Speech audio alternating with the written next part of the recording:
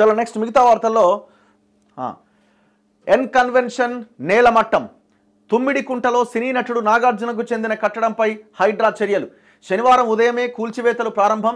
ఎఫ్టీఎల్లో ఉన్నందుకే అన్న Hydraa commissioner Ranganath.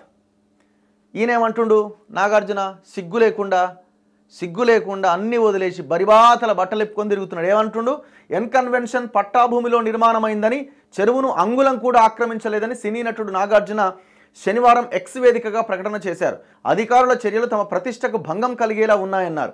Stay ఆర్డర్లు, court కేసులకు విరుద్ధంగా ఎన్ కన్వెన్షన్ కూల్చివేతలు చేపట్టడం దారుణమని నిన్న ఎక్స్లో ఒక పోస్ట్ చేసిండు.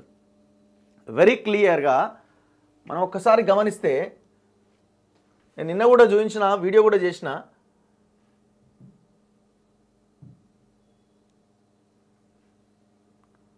ఎక్కడుంది ఇది,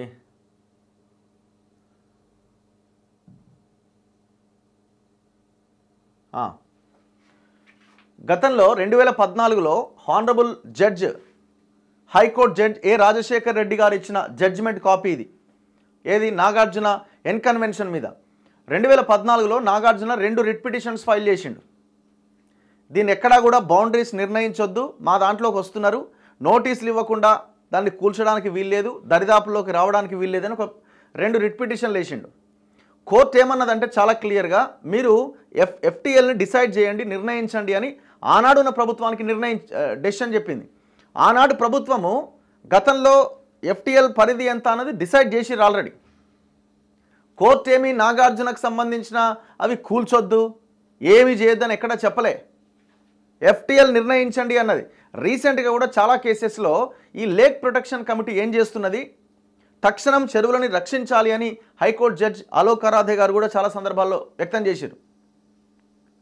అంతదాకెందుకు, నితిన్ టూరిజం శాఖలో అక్కడ ఒక బిల్డింగ్ కడుతున్నారు, ఒక కన్స్ట్రక్షన్ చేస్తున్నారు, ఒక హోటల్ నిర్మాణం జరుగుతున్నది.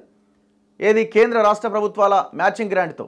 లాస్ట్ గవర్నమెంట్లో కేసీఆర్ హయాంలో 4 కోట్ల రూపాయలు కాంట్రాక్ట్ ఇచ్చి ఆ బిల్డింగ్ నిర్మాణం చేపడితే ఆ బిల్డింగ్ బఫర్ జోన్లో కట్టిరు. హైకోర్టు నిర్ద్వంద్వంగా ఎంతవరకు అయితే ఆ బఫర్ జోన్లో కట్టారో నిర్మాణము, అది మొత్తం తీసేయండి అని చాలా స్పష్టమైన ఆర్డర్స్ ఇచ్చింది.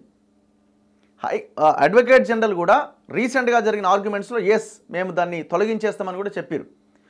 ఈయనెవరు, నాగార్జున ఎంత, దాని కింద ఈ నాగార్జున ఎంత? ఆఫ్టర్ ఆల్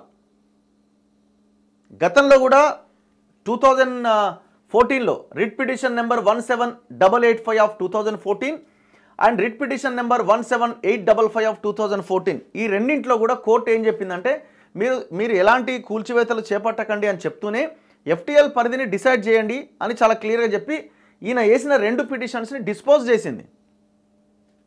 ఈ పిటిషన్స్ ఇప్పుడు మనుగడలో లేవు, ఆనాడే కోర్టు తీసి అవతల పడేసింది.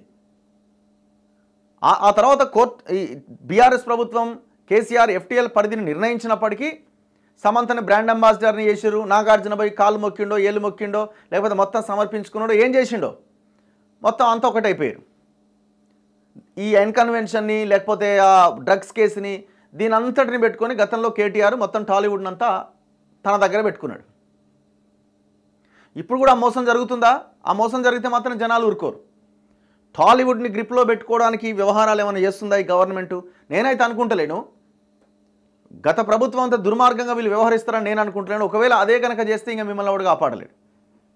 సో ఇది నాగార్జున 2014లో వేసిన రిట్ పిటిషన్, ఆనాడు జడ్జి ఇచ్చిన ఆర్డర్ అనమాట. Since the grievances of the petitioners and property involved in both the writ petitions are one and the same, they are being disposed of by this common order. ఎలాంటి కూల్చివేతలు అంటే అప్పటికి ఇంకా చేయకండి, but మీరు మాత్రం ఎఫ్టీఎల్ పరిధిని నిర్ణయించండి అని కోర్టు ఆనాడు చెప్పింది. కోర్టు అట స్టే ఇచ్చిందట. ఏడుందా నీ స్టే ఏడుంది? ఆ రోజే డిస్పోజ్ చేసింది కోర్టు. ఈయనేమంటాడు, కోర్టు ఆర్డర్ ఉంది, పట్టాభూమిలో కట్టిన, సిగ్గు లేదా కొంచెమైనా? ఇది పట్టాభూమే, ఇది చెరువు, ఇది ఎన్ కన్వెన్షన్. మనిషివేనా నువ్వు? అన్నమే తింటున్నావా? హీరో ఎట్లయినవా? ఇది చెరువు, ఇది ఫంక్షన్ హాల్. ఇది రోజుకి 1.5 కోటి తీసుకుంటాడట ఒక ఫంక్షన్ చేస్తే. అంటే ఈ లెక్కన దగ్గర 1000 కోట్లు సంపాదించిండు 20 సంవత్సరాలుగా చెరువును కబ్జా చేసి ప్రజల ఆస్తిలో. ఇంకా సిగ్గు లేకుండా ఇది నాది, ఇంకా మూసుకొని కూర్చోక ఎందుక? మాదాపూర్లో సినీ నటుడు అక్కినేని నాగార్జునకు చెందిన ఎన్ కన్వెన్షన్ ఫంక్షన్ హాల్ను హైడ్రా అధికారులు శనివారం ఉదయం నేలమట్టం చేశారు. తమ్మిడికుంట చెరువును ఆక్రమించి అనుమతి లేని నిర్మాణాలతో వ్యాపారం చేస్తున్నారంటూ హైడ్రా ఈ కూల్చివేత చర్యలు చేపట్టింది. ఈ కట్టడానికి పర్మిషన్ కూడా లేదట. మళ్ళా నువ్వేమన్నా ఉంటే మీడియా ముందుకు వచ్చి ఇగో ఇది నా డాక్యుమెంటు ఇది అని చెప్పాలా?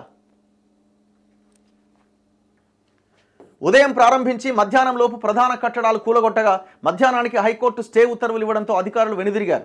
తమ్మిడికుంటను ఆక్రమించి ఎన్ కన్వెన్షన్ నిర్మించినందున దాన్ని కూల్చేయాలంటూ రోడ్లు భవనాల శాఖ మంత్రి కోమటిరెడ్డి వెంకటరెడ్డి, స్థానిక నేత కసిరెడ్డి భాస్కర్ రెడ్డి నుంచి అందిన ఫిర్యాదులపైన హైడ్రా విచారణ చేపట్టింది. చెరువు పూర్తిస్థాయి నీటి మట్టం బఫర్ జోన్లో కలిపి 113 కట్టడాలున్నాయని అధికారులు గుర్తించారు. వాటిలో అతిపెద్ద నిర్మాణమైన ఎన్ కన్వెన్షన్తో కూల్చివేతలు ప్రారంభించారు.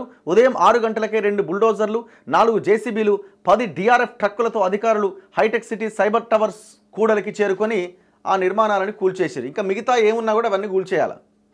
మీరు అన్నీ కూలుస్తలేరు. ఇందులో మాకు చాలా అనుమానాలు ఉన్నాయి.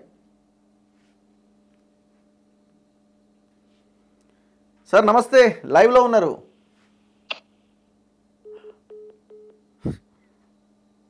యా కట్ అయింది ఫోను.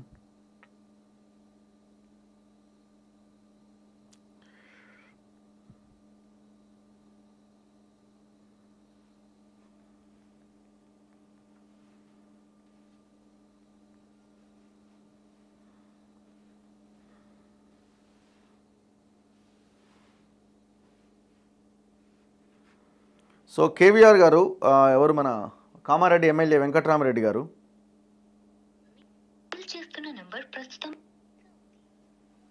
ఓకే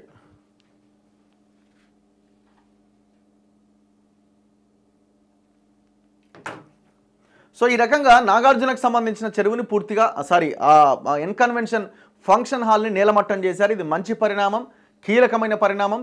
ఇదే దూకుడును అన్నింట్లో హైడ్రా అదే దూకుడుతో ముందుకెళ్ళాలి. మేమైతే ప్రతి విషయాన్ని అబ్జర్వ్ చేస్తున్నాం. ఎన్ కన్వెన్షన్స్ కూల్చినట్టే మైసమ్మ చెరువుని కబ్జా చేసిన వాసవిని కూల్చండి. దాంతోపాటు కోమటికుంట చెరువుని కబ్జా చేసిన వాసవి అర్బన్ని కూల్చండి. ఇంకా చాలా ఉన్నాయి. అక్కడ 12 తూములని కబ్జా చేసిన అదిత్రి అనే వెంచర్ని అమీన్పూర్లో కూల్చండి. అదే అమీన్పూర్లో చెరువును కబ్జా చేసిన మహిపాల్ రెడ్డిని అరెస్ట్ చేయండి. ఇవన్నీ చేయాలా. ఇవన్నీ చేస్తే అప్పుడు చాలా బాగా చేస్తున్నారు, పార్టీలకు అతీతంగా ఎవరిని వదిలిపెట్టట్లేదన్న అభిప్రాయం మీ మీద కలుగుతుంది.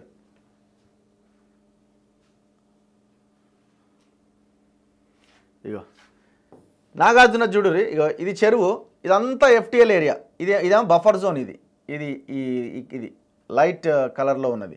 ఈ టోటల్ డార్క్ బ్లూలో ఉన్నదంతా ఎఫ్టీఎల్ ఏరియా. ఎఫ్టీఎల్ అంటే చెరువే, అంటే సగం అంతా చెరువులనే కట్టిండు. మళ్ళీ ఈ దొంగ నాకేం లేదు, నేను మొత్తం పట్టా భూమి. ఎవడు నీకు అమ్మింది?